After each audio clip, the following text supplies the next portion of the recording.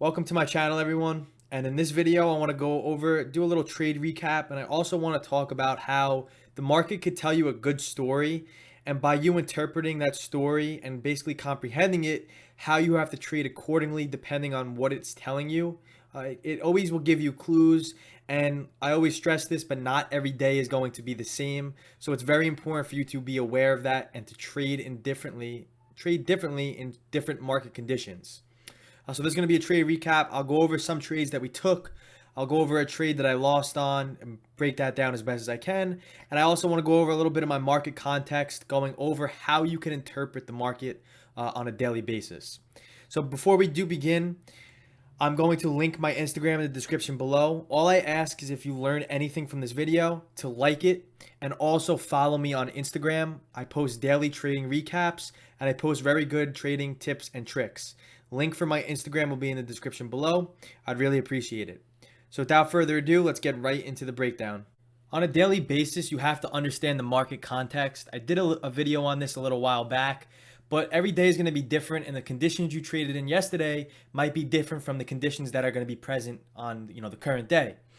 So this is just my outlook for the next week or two. I said we had a big week. We have earnings. If you look at the earnings calendar on Monday, nothing really exciting besides Google. Today on Tuesday, we have Microsoft, AMD. Tomorrow, Boeing, Apple, Amazon, Shopify, Twitter, Facebook. So there's just some big names this week. And usually on earnings, you have option premiums, which are going to be very expensive because they're increased in IV. And on top of this, next week is a big week because obviously we have elections coming up. So I warned everybody that it's going to be a very, very difficult, day and week to trade. And if you had one piece of advice, it's going to be very conservative. I always stress this out to everybody is in trading, you have to be on the defensive side over the offensive side. If you keep swinging for home runs, eventually you're going to strike out. It's the base hits that always will add up. That way you have to be a little more defensive. Wait for your setups, be very selective. Take smaller position sizes. You're going to expect either chop in this market or very volatile market conditions, especially with just the overall economy and the context that's going on. So I don't want to see anybody take any big losses that were avoidable by listening to my advice. I don't want to see anybody blow their accounts. So that's just my outlook. Smaller size, be very selective on the setups. And if nothing's going on, don't trade. As soon as the elections are over and the market starts going back to, volatility and some clear direction, we're obviously going to hit home runs every day, even if we're not swinging for them. It's just the way it is, and it's just the beauty of our supply and demand strategy.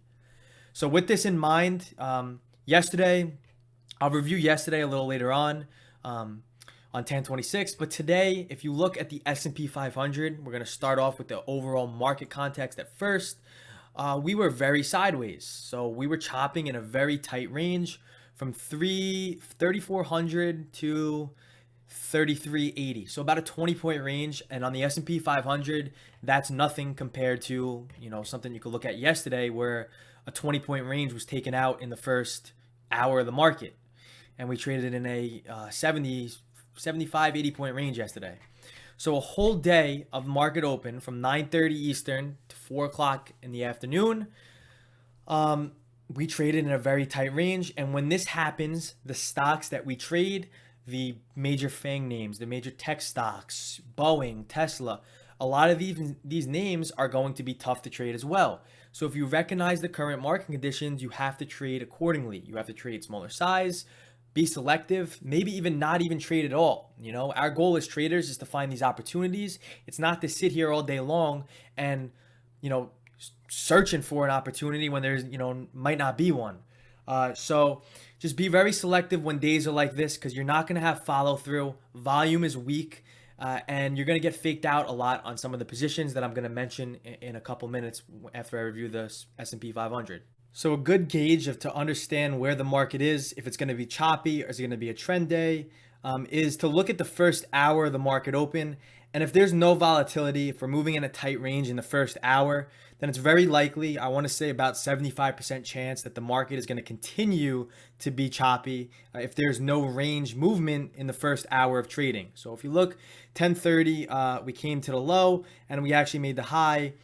And I want to point out here that at this 45-minute demand zone, I had a long entry signal. A couple reasons. So one, we moved into a buy order imbalance at the 45-minute demand. And number two is if you were looking on the time and sales at the time we were coming down here, we had heavy volume coming in. If you could see this volume subgraph on the bottom, heavy volume with no follow through to the downside or upside is absorption. And I can't show you what I saw on the time and sales now. Actually, I put this in the intraday commentary tab in the Discord. Let me pull it up over here. There was heavy selling pressure on the S&P 500. If I open this up, show you what I mean. So yeah, this is perfect. So I have bid, price, and ask, and there was large tickets on the time and sales. I set them to a minimum of 50 or 40, and they were all hitting the bid. So these 200 lots hit the bid. These 160 lots hit the bid. The 180 lots hit the bid.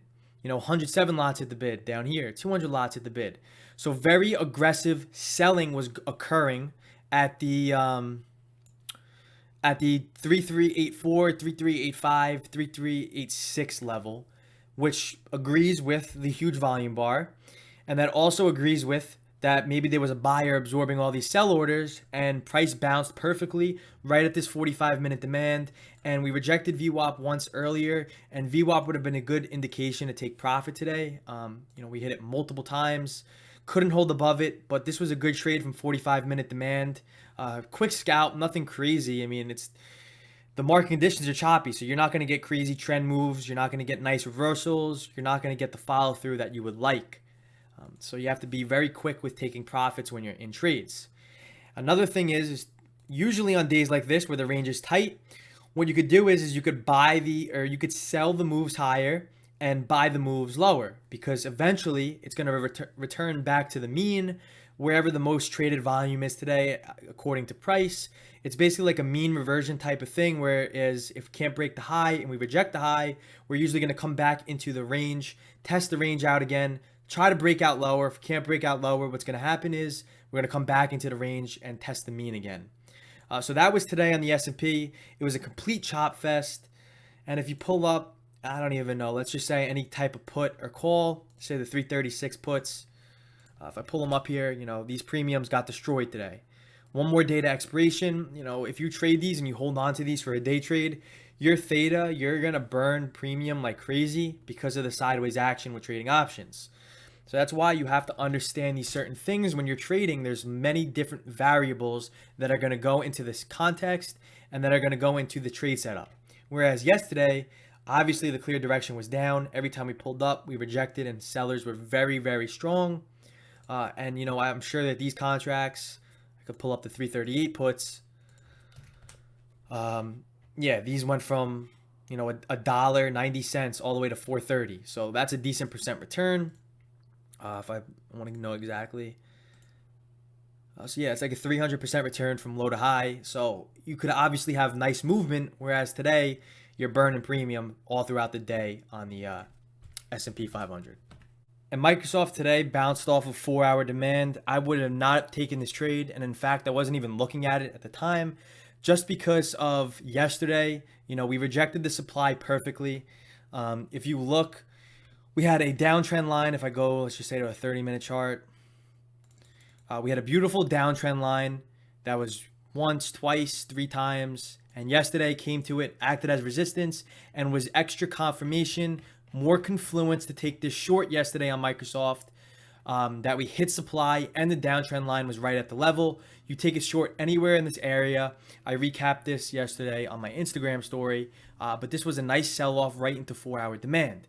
Now, usually if you break below demand, it becomes invalid, and I take it off my charts.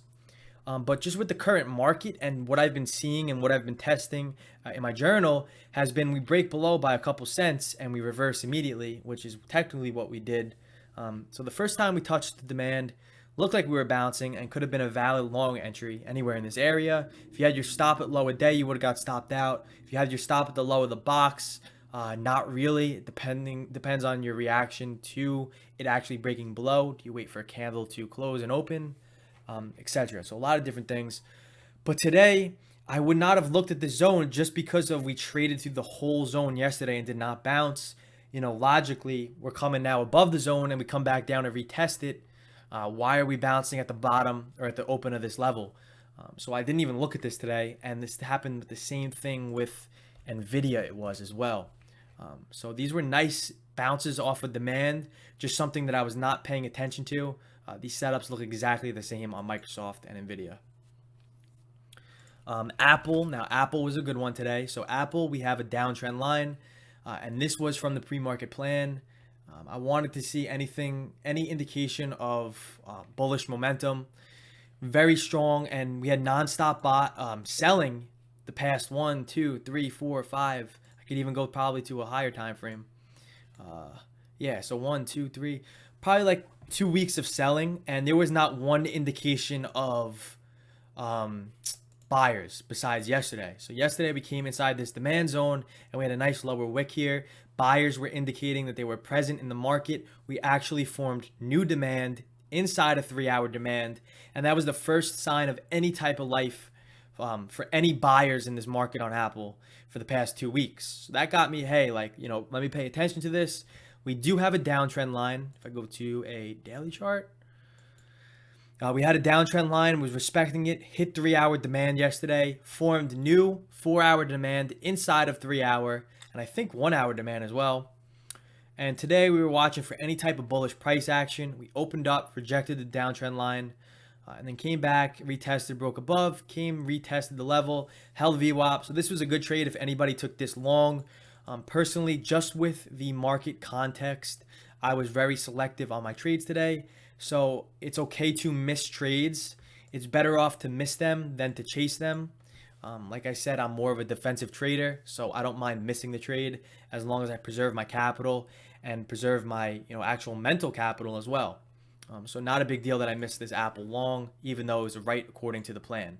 Last thing I want to recap is on Roku, which I took a loss on today. Everything was lining up. It was a very good trade, had my entry confirmation. It just didn't work out. So I can't look at it as a bad trade. I have to look at it as, this would have worked if the market agreed on it. I respected my risk and I took a loss on it. It happens in trading, I'm not going to be mad about the loss, but I stuck to my plan. And in fact, it was a very good trade. I could learn something from it. And I could take away something, look at it as a winner, even though I lost profit on it. So first thing was we were rallying pretty hard. First candle sold off, pretty aggressive. That's a pretty bearish candle. And then the next 4 or 5 candles, we rallied pretty hard, heavy volume right into this 4-hour supply zone. So the minute I saw that, I was watching the time and sales. I was watching just basically orders coming through. There was green on the time and sales, and price was stalling out.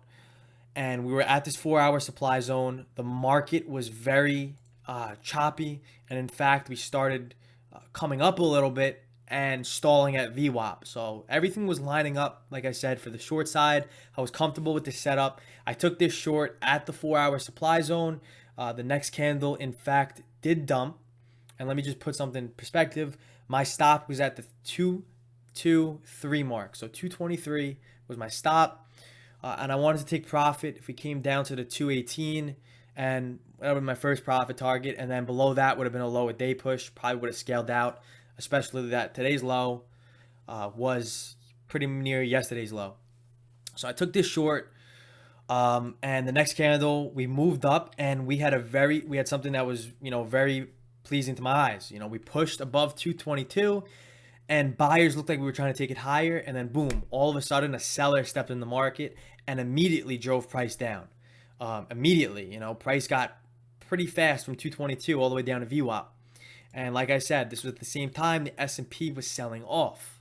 I was very comfortable in this position.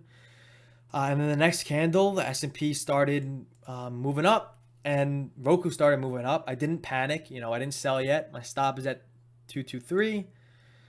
And then the next couple of candles broke above 223 and I stopped out. What I did not like here was at the time we were in this supply. Let me zoom out. Let me zoom in now. The time we were inside the supply right here, the market was continuing to sell off and Roku was holding. So at that time, you're not really going to see it from a chart right now. This was at 10:05 and this was 10:05 right here. So the minute we were bouncing from demand, is the minute that we were stuck inside the supply and not selling off. So S&P in demand, Roku in supply, holding value, basing out inside, and not selling off is showing signs of relative strength compared to the market. I got a little scared with this, and then we broke above 223, and I stopped out for a loss. So overall, good trade. Heavy volume came in. Good trade. I had a valid entry, volume confirmation, inside supply, market selling off. Everything lined up. Unfortunately, the market was choppy today. Did not have any direction. And Roku had very strong buying today. So, in fact, we did rally for the rest of the day, pull back into VWAP, acts as resistance, acts as support, and overall, very strong day to the bull side. So, that was a loss, and I'm cool with that as long as I understand my risk, accept it, and follow the plan, which I did. So, I hope you all learned something from this video. I hope it wasn't just me ranting. I hope you could take something out of it. If you did, drop a like. I would really appreciate it. And also comment or follow me on Instagram as well. Peace out.